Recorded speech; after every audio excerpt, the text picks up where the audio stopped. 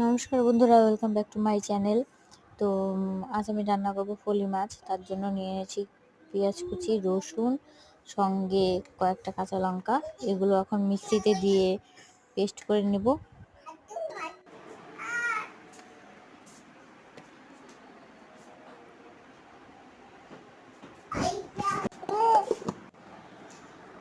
তো এগুলো আমি পেস্ট করে নিয়েছি, দেখতে পাচ্ছ। এখন মাছগুলোকে ভেজে নেব।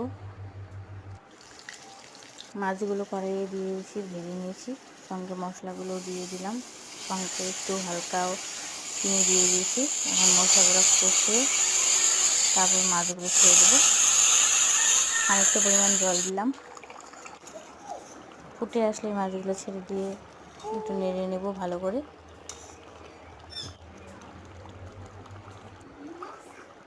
এরপর ধনে পাতা দিয়ে নামিয়ে নেব ফলি মাছের চচ্চড়ি।